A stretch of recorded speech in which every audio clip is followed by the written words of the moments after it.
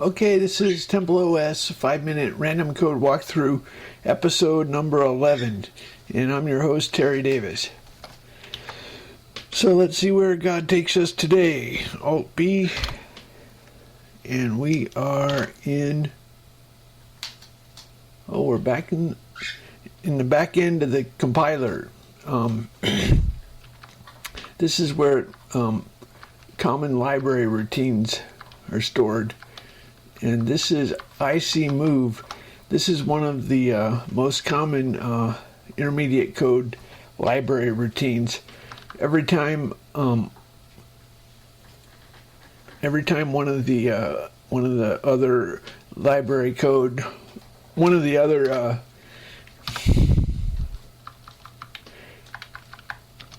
just to show you, I'm gonna find all instances of IC move. There are hundreds of them. In the other intermediate codes, it uses this IC move. Okay, so this is a building block to make other intermediate codes. So what does it do? There's two arguments are specified by three values in the compiler, and I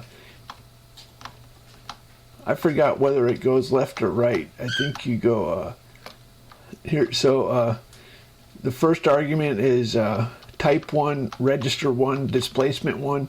The second argument is type 2, register 2, displacement 2. And IP is the instruction pointer for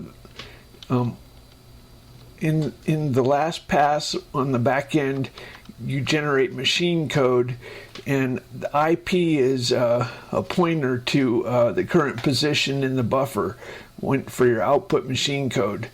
So anyway, so the type, there are about 5 types. Let's see, there are 7 types. An immediate value, a register with a displacement, SIB, that's a indexed, that's a register with an index register. Then RIP relative, and or the stack. Anyway, so the move has to handle all those cases.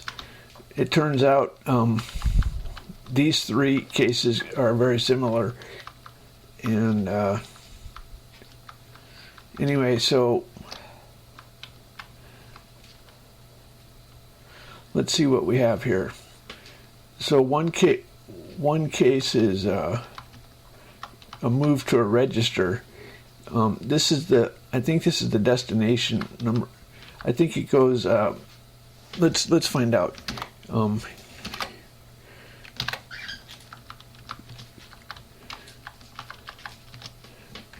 I'm looking to see whether it goes from left to right or right to left. It goes from right to left.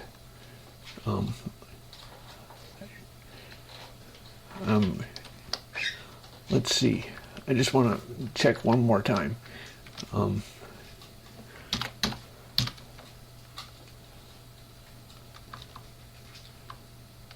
Yeah, okay. It goes from right to left. Okay. So this is the destination. If the destination is a register, we can zero the register, or we can load it with the immediate value. Let's see where it handles the immediate value.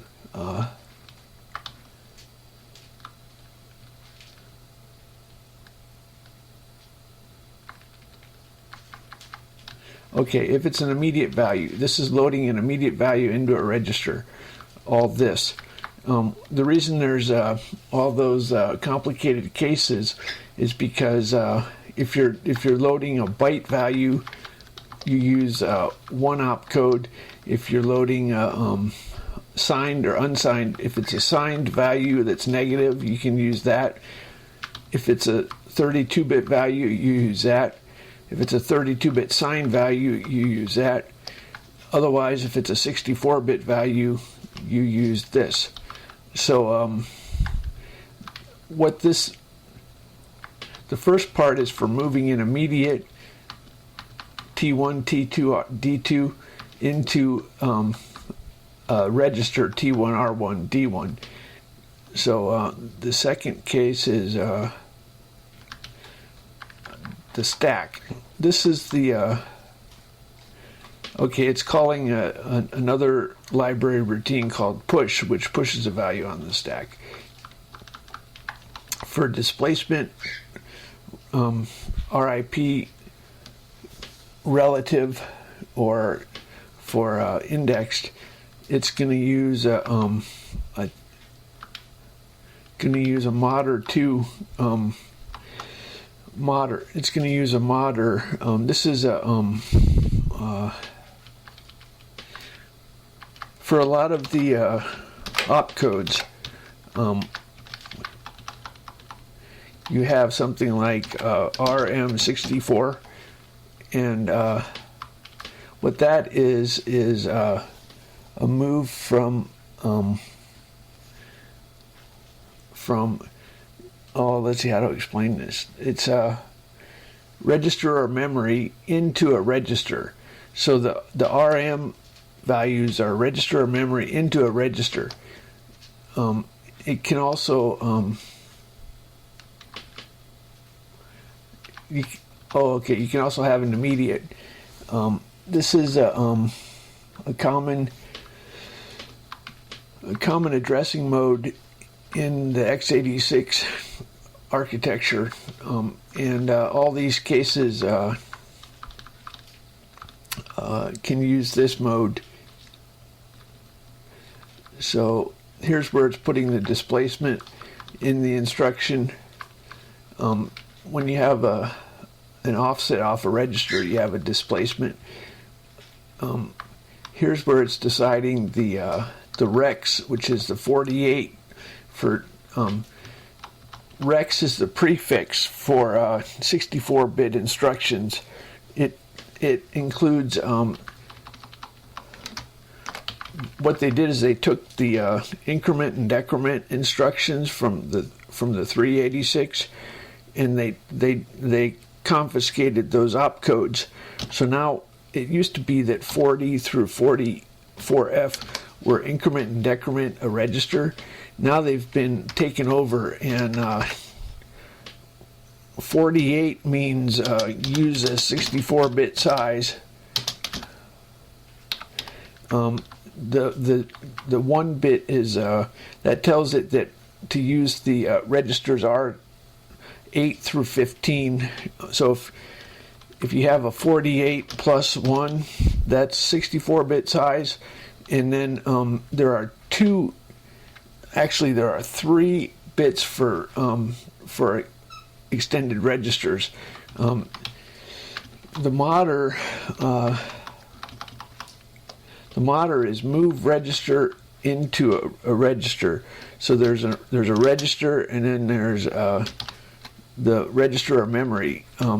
So like with the move opcode, you move to R1, comma, let's say 12 off of R2, something like that. So there's a register on the left. There's a register on the right. This one can also be reversed, right and left. And then sometimes you have a register 3 in this position. So you can have this many registers. So there are 3 bits for extending to the upper registers. So that's what the rex is all about. And RIP relative is an option. No, not, yeah, it is. Okay. It turns out that in 32-bit you have if you say move EAX, comma, and then you say a value, that's a constant value, But in 64-bit, it turns out it's RIP plus a value. So they changed how that addressing mode works. Anyway, so this is what I'm talking about. This set IF code final. If you're using RIP relative, then you have to tell it to recalculate.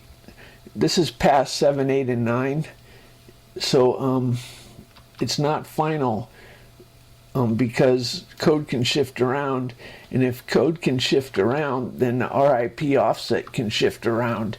So this tells it to redo this intermediate code instruction because it's not final. Other opcodes can be finalized and then you can ignore them. But if it has RIP relative, then it's not final. Anyway, so how about that?